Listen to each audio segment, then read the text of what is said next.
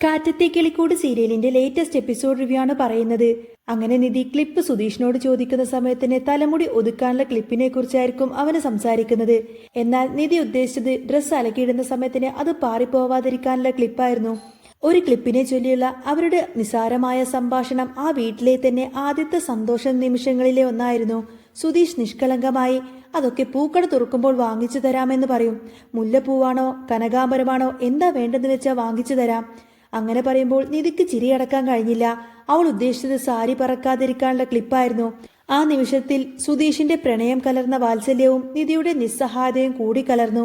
സുധീഷ് പോയ ശേഷം ചായക്കപ്പിലെ നീരാവിയിലേക്ക് കണ്ണു നട്ടിരിക്കുന്ന അവൾക്ക് വീട്ടിലെ കാര്യങ്ങളെക്കുറിച്ചുള്ള ആശങ്ക വർദ്ധിച്ചു. എന്റെ വീട്ടിലെ അവസ്ഥ എന്താണെന്നൊന്നും എനിക്കറിയില്ല. എനിക്കൊന്ന് വീട്ടിലേക്ക് ഫോൺ ചെയ്താൽ കൊള്ളാമെന്നുണ്ട്, അവൾ സുധീഷിനോട് പറഞ്ഞു. തന്റെ സിം കാർഡ് കളഞ്ഞ കാര്യം അവൾ ഓർമ്മിപ്പിച്ചു. യാതൊരു മടിയുമില്ലാതെ അതിനെന്താ, എന്റെ ഫോണിൽ നിന്നും വിളിച്ചോ എന്ന് പറഞ്ഞ് സുധീഷ് സ്വന്തം ഫോൺ അവൾക്ക് നേരെ കൈമാറി. അല്ല, ആരെ വിളിക്കാൻ പോകുന്നത് എന്ന് ചോദിച്ചപ്പോൾ സാന്ദ്രയെത്തിയാണെന്ന് മറുപടി ലഭിച്ചു. സുധീഷിന്റെ വീട്ടിൽ കാര്യങ്ങൾ സാധാരണ നിലയിലേക്ക് തന്നെ മടങ്ങിയെത്തിയെന്ന് നിധി ആശ്വസിച്ചു. സുഭാഷും കൂട്ടരും ഇതേക്കുറിച്ച് സുധീഷിനോട് ചോദിച്ചപ്പോൾ ഒന്നുമില്ല, വീട്ടിലെ കാര്യങ്ങൾ അറിയാണ്ട് ഒരു ടെൻഷൻ, വിളിക്കാൻ പോവാണെന്ന് പറഞ്ഞു, ഫോൺ കൊടുത്തു. അങ്ങനെയും പറഞ്ഞ് സുധീഷ് അവിടെ നിന്നും മാറി നിന്നു. നിധിയുടെ സ്വകാര്യതയെ മാനിക്കുന്ന അവന്റെ സ്നേഹം അവൾ തിരിച്ചറിഞ്ഞുവെങ്കിലും അവൻ അല്പം മാറി നിന്ന് കാത്തിരുന്നു. നിധി സാന്ദ്രയെ വിളിക്കുമ്പോൾ സാന്ദ്ര ഹോസ്പിറ്റലിൽ ഹേമയുടെ അടുത്ത് നിൽക്കുകയായിരുന്നു. സുധീഷിന്റെ നമ്പർ കണ്ട സാന്ദ്ര അത് ആരാണെന്ന് മനസ്സിലാവാതെ ഫോൺ എടുത്തു. ഹലോ, ഇത് ഞാനാണ്, നിധിയാണ് എന്ന് മറുപടി കേട്ടോടെ തന്നെ സാന്ദ്ര ഞെട്ടലോടെ ആ ഒരു കോളങ്ങ് കട്ട് ചെയ്തു. ഇത് കണ്ട നിധി വീണ്ടും വിളിച്ചു. ഹലോ ഏട്ടത്തി, ഞാനാണിത്, ഇവിടെ കേൾക്കുന്നില്ല. ഞാൻ ഒരു സെക്കൻഡ് എന്ന് പറഞ്ഞ് സാന്ദ്ര അല്പം അപ്പുറത്തേക്ക് മാറി നിന്നു. അവളുടെ ശബ്ദത്തിൽ കടുത്ത ദേഷ്യവും നിരാശയും നിഴലിച്ചിരുന്നു. സാന്ദ്ര ചോദിക്കുന്നത്, നീ എന്തിനാ ഇപ്പോൾ വിളിച്ചത്? ഏട്ടത്തിക്ക് എന്നോട് ദേഷ്യമാണെന്നറിയാം. ഏട്ടത്തി സാഹചര്യമൊന്നും മനസ്സിലാക്ക്. സാന്ദ്രയുടെ മറുപടി അപ്പോഴും കടുപ്പമേറിയതായിരുന്നു.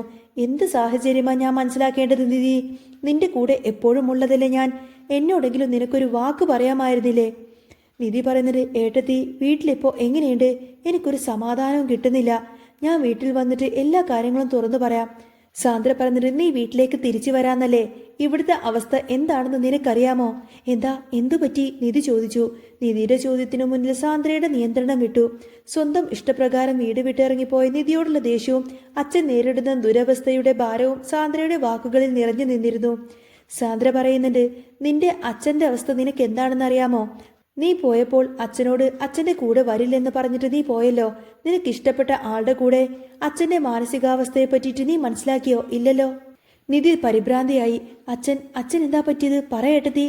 തുടർന്ന് സാന്ദ്ര ആ ഹൃദയം തകർക്കുന്ന സത്യം വെളിപ്പെടുത്തി. അച്ഛൻ ഇന്നലെ രാത്രി ഫുള്ളും ഒരേ ആലോചനയിലായിരുന്നു. ശേഷം അച്ഛൻ കെട്ടിത്തൂങ്ങി. അയ്യോ, എന്തൊക്കെയായി പറയുന്നത് ഏട്ടത്തി എന്ന് പറഞ്ഞ് നിധി പൊട്ടിക്കരഞ്ഞു. സ്വന്തം തെറ്റിന്റെ ഭവിഷ്യത്ത് എത്ര വലുതാണെന്ന് അവൾ അന്നേരം തിരിച്ചറിഞ്ഞു. ഇപ്പൊ എങ്ങനെയുണ്ട് അച്ഛനെ എന്ന് അവൾ വിങ്ങലോടെ തന്നെ ചോദിച്ചു. സാന്ദ്രയുടെ വാക്കുകളിൽ നിധിയെ തകർത്തെറിഞ്ഞു. കറക്റ്റ് സമയത്ത് ഒരു 5 മിനിറ്റ് വൈകിയിരുന്നെങ്കിൽ അച്ഛന്റെ മരണവാർത്ത നിനക്ക് കേൾക്കാമായിരുന്നു. 5 മിനിറ്റ് നേരത്തെ എത്തിച്ചതുകൊണ്ട് അച്ഛൻ ഇപ്പൊ ജീവനുണ്ട്, കുഴപ്പമൊന്നുമില്ല. പക്ഷേ ഇപ്പോഴും സീരിയസ് ആയിട്ടുള്ള അവസ്ഥ തന്നെയാണ്. അമ്മയും അരുണേട്ടനുമൊക്കെ ഇവിടെയുണ്ട്. അതുകൊണ്ട് നീ ഇടയ്ക്ക് ഇങ്ങോട്ടേക്ക് വിളിക്കൊന്നും വേണ്ട. എന്തെങ്കിലും ഉണ്ടെങ്കിൽ ഞാൻ അങ്ങോട്ടേക്ക് വിളിച്ചോളാം. സാന്ദ്ര ഫോൺ കട്ട് ചെയ്തപ്പോൾ നിധി പൊട്ടിക്കരഞ്ഞു പോയിരുന്നു. അവളുടെ കരച്ചിൽ കേട്ട് സുധീഷും സുഭാഷും നികേഷും ഹരീഷും എല്ലാവരും അങ്ങോട്ടേക്ക് ഓടി വന്നു. എന്തുപറ്റി? എന്തിനാ കരയുന്നത്? വീട്ടിലുള്ളവർ എന്തെങ്കിലും വഴക്ക് പറഞ്ഞോ എന്ന് സുധീഷ് തിരക്കി.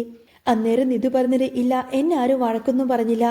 എന്റെ അച്ഛൻ ഞാൻ പോയതിന്റെ വിഷമത്തിൽ തൂങ്ങി മരിക്കാൻ വേണ്ടി ശ്രമിച്ചു. ഇത് കേട്ട് എല്ലാവരും ഞെട്ടിപ്പോയി. എനിക്കിപ്പോൾ തന്നെ വീട്ടിലേക്ക് പോകണമെന്നൊക്കെ പറഞ്ഞ് നിധി സുധീഷിന്റെ വീട്ടിൽ നിന്നും ഇറങ്ങി. സുധീഷും അവൾക്കൊപ്പം തന്നെ പോയി. നാട്ടുകാർ ഇതെല്ലാം കണ്ട് കളിയാക്കി ചിരിക്കുന്നുണ്ടായിരുന്നു. അയ്യോ, ആ പെണ്ണ് ഇന്നലെ വന്നതേയുള്ളൂ. അവളുടെ വീട്ടിലെ അവസ്ഥ അറിഞ്ഞ് കരഞ്ഞുകൊണ്ട് ദേ പോകുന്നു. നിങ്ങളുടെ വീട്ടിൽ ഒരു പെണ്ണും നിൽക്കാൻ സാധിക്കില്ല എന്നൊക്കെ പറഞ്ഞ് അവർ ഭാസ്കരനെ പരിഹസിച്ച് ചിരിച്ചു. നിധി നേരെ പോയത് ഹോസ്പിറ്റലിലേക്കാണ്. അവിടെ അച്ഛന്റെ അവസ്ഥക്ക് കാരണം താനാണെന്ന് തിരിച്ചറിഞ്ഞ നിധിയെ ഹേമ അതിക്രൂരമായിട്ടാണ് സ്വീകരിച്ചത്. ഹേമ പറയുന്നുണ്ട്, നീ ഇറങ്ങിപ്പോടി. നീ കാരണമാണ് എന്റെ ഭർത്താവിന് ഇന്ന് ഈ അവസ്ഥ വന്നത്. നിന്റെ കഴുത്തിൽ താലി വീണപ്പോൾ എന്റെ കഴുത്തിലെ താലി ഇറക്കാൻ നോക്കിയതല്ലേടി നീ? നിധി പറയുന്നത്, അയ്യോ അമ്മേ, അങ്ങനെയൊന്നുമില്ല. അന്നേരം ഹേമ പറഞ്ഞത്, നീ എന്നെ അങ്ങനെ വിളിച്ചു പോവരുത്. ഹേമ നിധിയെ പിടിച്ചു തള്ളി. സുധീഷ് അവളെ താങ്ങി നിർത്തി. അവൾക്ക് അവളുടെ നിൽക്കാൻ സാധിക്കില്ലെന്ന് മനസ്സിലായി. ഇരുവരും അവിടെ നിന്നും ഇറങ്ങി വീട്ടിലേക്ക് പോയി. വീട്ടിലെത്തിയപ്പോഴും അവരുടെ സ്ഥിതി ഭിന്നമായിരുന്നില്ല. അരുൺ അവരെ കാത്തിരിക്കുന്നുണ്ടായിരുന്നു. അരുൺ പറയുന്നത്, എടി നീ കാരണമാണ് എന്റെ അച്ഛന് ഈ അവസ്ഥ വന്നത്. നിനക്ക് ഇപ്പൊ തൃപ്തിയായില്ലേ? നിനക്കൊരു മടിയുമില്ല, ഒരു നാണവുമില്ല ഇവനെയും കൂട്ടിക്കൊണ്ട് ഇങ്ങോട്ടേക്ക് വരാന്. സുധീഷ് വിട്ടുകൊടുക്കാൻ തയ്യാറായില്ല. അടിയും ബഹളുമായി അവിടെ വീണ്ടും പ്രശ്നങ്ങളുണ്ടായി. ഈ സമയത്താണ് സൂര്യയുടെ രംഗപ്രവേശനം. ആ ഇതാര്? പുതുപ്പെണ്ണും പുതുമുളവാനും കൊള്ളാലോ എന്ന് സൂര്യ പറഞ്ഞ് പരിഹസിച്ച് ചിരിച്ചു. എന്നെ പറ്റിച്ചിട്ട് പോയപ്പോഴേക്കും സ്വന്തം അച്ഛന്റെ ജീവൻ എടുത്തോടി നീ. ആ മനുഷ്യൻ കാല് പിടിച്ച് പറഞ്ഞതല്ലേ നിന്റെ അടുത്ത് ആ മനുഷ്യന്റെ കൂടെ വരാനായിട്ട്? നീ പോയില്ലല്ലോ. നിന്റെ അച്ഛന്റെ മരണക്കിടക്കയിൽ ഹോസ്പിറ്റലിൽ കിടക്കുന്നു. നിനക്ക് തൃപ്തിയായില്ലേടി? സൂര്യയുടെ വാക്കുകളെല്ലാം തന്നെ ഒരു കത്തിമുന പോലെയായിരുന്നു. നിന്റെ അച്ഛന് സന്തോഷം തരാൻ നിനക്കിനിയും സാധിക്കും. നീ ഒരു കാര്യം ചെയ്യ്. ദേ ഇവൻ കെട്ടിയ താലിയുണ്ടല്ലോ, ആ മഞ്ഞച്ചരണ്ടിന്റെ താലി, അതിങ്ങോട്ടേക്ക് പൊട്ടിച്ച് അവന്റെ മുഖത്തേക്ക് അങ്ങ് വലിച്ചെറിയ്. എന്നിട്ട് നീ എന്റെ കൂടെ ഇങ്ങോട്ടേക്ക് വാ. ഞാൻ നിന്നെ ഇപ്പോഴും സ്വീകരിക്കാൻ തയ്യാറാണ്. ഈ വാക്കുകൾ നിധിക്ക് സഹിക്കാൻ കഴിഞ്ഞില്ല. അവൾ സൂര്യയോട് രോഷത്തോടെ തന്നെ പ്രതികരിച്ചു. ചീ പോടെ അവിടുന്ന്. സൂര്യയും സുധീഷും തമ്മിൽ പിടിയും വലിയുമായി. ഈ രംഗങ്ങളെല്ലാം തന്നെ നിധിക്ക് സഹിക്കാവുന്നതിലും അപ്പുറമായിരുന്നു. ഞാൻ കാരണം നിങ്ങൾക്കൊരു ബുദ്ധിമുട്ടായോ എന്ന് പറഞ്ഞ് അവൾ വിഷമിച്ചു. താൻ കാരണം ഒരു കുടുംബവും ബുദ്ധിമുട്ടരുതെന്ന് അവൾ നിശ്ചയിച്ചിരുന്നു. അപ്പോഴാണ് സാന്ദ്രയുടെ ഫോൺ വന്നത്. നീ വിഷമിക്കുകയൊന്നും വേണ്ട, അച്ഛൻ ഇപ്പോൾ കുഴപ്പമൊന്നുമില്ല. പക്ഷേ നീ കാണാൻ വേണ്ടിയിട്ടൊന്നും ശ്രമിക്കരുത്. അച്ഛന് നിന്നെ കാണാനിപ്പോൾ ഇഷ്ടമൊന്നുമില്ല. നീ ഇപ്പോൾ എവിടെയാണ് നിൽക്കുന്നത്? നിധി പറഞ്ഞു. ഞാൻ വീടിന്റെ ആ സൈഡിൽ തന്നെയുണ്ട്. സാന്ദ്ര പറയുന്നത്, എങ്കിൽ പിന്നെ നീ ഒരു കാര്യം ചെയ്യ്. എന്റെ വീട്ടിലേക്ക് പോയേക്കണം. അമ്മയും അച്ഛനും ഇവിടെയുണ്ടെന്നൊക്കെ പറയും. തന്റെ അച്ഛന് വേണ്ടി തന്റെ ഭർത്താവിനെ ഉപേക്ഷിക്കാൻ തന്നെ നിധി തീരുമാനിച്ചു. സാന്ദ്രയുടെ വീട്ടിലേക്ക് പോവാൻ അവൾ ഒരുങ്ങി. അവിടെ എത്തിയപ്പോൾ സാന്ദ്രയും അമ്മയും അച്ഛനും അവരെ സ്വീകരിച്ചു. എന്നാൽ സുധീഷിനെ കണ്ടപ്പോൾ അവരുടെ മനോഭാവം തന്നെ മാറി. നീ വന്ന് എന്തിനാ ഇവനെയും കൂട്ടിക്കൊണ്ട് ഇങ്ങോട്ടേക്ക് വന്നത്? ഇവനോട് പുറത്തു പോവാൻ പറ എന്ന് പറഞ്ഞ് അവർ സുധീഷിനെ അവിടെ നിന്നും ആട്ടി പുറത്താക്കി. നിധി സുധീഷിന്റെ അടുത്തേക്ക് ചെന്നു. അവളുടെ കണ്ണുകളെല്ലാം തന്നെ നിറഞ്ഞിരുന്നു. എങ്കിലും ശബ്ദത്തിൽ ഒരു ദൃഢതയുണ്ടായിരുന്നു. സുധീഷെ, എന്നോട് ക്ഷമിക്ക്. സുധീഷ്, ഇനി വീട്ടിലേക്ക് പോയിക്കോ, ഞാനിവിടെ നിന്നോളാം. സുധീഷ് അത് കേട്ട് ആകെ തകർന്നു പോയി. അപ്പോൾ നിധിയുടെ സ്വപ്നങ്ങളെല്ലാം തന്നെ നിധി മറന്നോ? മദ്രാസിൽ പോയി പഠിക്കണം, ചെന്നൈയിൽ പോയി പഠിക്കണം, ഹയർ സ്റ്റഡീസ്, ജോലി, അതെല്ലാം വേണ്ടേ? നിധി കണ്ണീരടക്കി. അപ്പോ അതൊന്നും വേണ്ട, ഇപ്പോൾ അതൊന്നും വേണ്ട, അതൊക്കെ പിന്നീട് തീരുമാനിക്കാം. സുധീഷിന്റെ വീട്ടിലേക്ക് പോയിക്കോളൂ.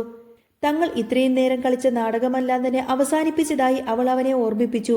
പിന്നെ നിങ്ങൾ പോകുമ്പോഴേ ചേട്ടനോടും അനിയന്മാരോടും ഒക്കെ പറയണം കേട്ടോ, നമ്മൾ ഫേക്ക് മാരേജ് ആയിരുന്നു എന്ന്. ഞാൻ ഇനി ഇവിടെ നിന്നോളാം. അച്ഛൻ ഓക്കെ ആവുമ്പോഴേക്കും അച്ഛനെ പോയി കാണാമല്ലോ. അന്നേരം സുധീഷ് നിധിയോട് ചോദിക്കുന്നത്, അപ്പോൾ നിധി നമ്മൾ ഇനി ഒരിക്കലും കാണില്ലേ? അന്നേരം നിധി ഒരു കൂസലുമില്ലാതെ ചോദിക്കുന്നത്, ഇനി നമ്മൾ എന്തിനാ തമ്മിൽ കാണുന്നത്? പിന്നെ ഞാൻ ഒരു ദിവസം സുധീഷിന്റെ വീട്ടിലേക്ക് വരും കേട്ടോ. കാരണം ഒരു ദിവസമെങ്കിൽ ഒരു ദിവസം അവരൊക്കെ എന്നെ എത്രമാത്രം സ്നേഹിച്ചിരുന്നു എന്ന് എനിക്ക് മനസ്സിലായി. നമ്മൾ തമ്മിൽ വേറെ ബന്ധമൊന്നുമില്ലല്ലോ സുധീഷ് എന്നാ പൊയ്ക്കോ എന്നൊക്കെ പറഞ്ഞ് നിധി അവനോട് അവിടെ നിന്നും പോവാൻ പറയും. അന്നേരം സുധീഷ് ആകെ വിഷമത്തിലായി. അവൻ അവിടെ തന്നെ നിന്നു. സുധീഷ് പൈസയ്ക്ക് വേണ്ടി കാത്തു നിൽക്കുകയാണെന്ന് നിധി തെറ്റിദ്ധരിച്ചു. അവൾ ഉടനെ തന്നെ തന്റെ കയ്യിലെ വളകളും കാതിലെ കമ്മലും എല്ലാം ഊരി അവന് നേരെ നീട്ടി. ഇത് ഇത്രയൊക്കെ നിങ്ങൾക്ക് തികയുമോ എന്നൊന്നും എനിക്കറിയില്ല എന്നൊക്കെ അവൾ പറഞ്ഞപ്പോൾ സുധീഷിന്റെ ഹൃദയമാകെ നുറുങ്ങിയതുപോലെയായി. നിധി എന്നെക്കുറിച്ച് എന്താ വിചാരിച്ചു വെച്ചിരിക്കുന്നത്? പണത്തിന് വേണ്ടിയിട്ടാണ് കാർ ഓടിച്ച് ഞാൻ നിന്റെ കൂടെ വന്നതെന്നോ? ഒരിക്കലുമല്ല. സുധീഷിന്റെ വാക്കുകളെല്ലാം തന്നെ തീവ്രമായിരുന്നു. നിധി അവന്റെ കാൽക്കൽ വീഴാൻ തയ്യാറായി. അയ്യോ സുധീഷെ, നീ എന്നെ തെറ്റിദ്ധരിക്കല്ലേ. സുധീഷിന്റെ വീടിന്റെ അവസ്ഥയെല്ലാം എനിക്കറിയാം. ഡീസലിന്റെ ചെലവായിട്ടും ഭക്ഷണത്തിന്റെ ചെലവായിട്ടും അവിടെയും ഇവിടെയുമായിട്ട് എനിക്ക് വേണ്ടിയിട്ട് കുറേ നടന്നു.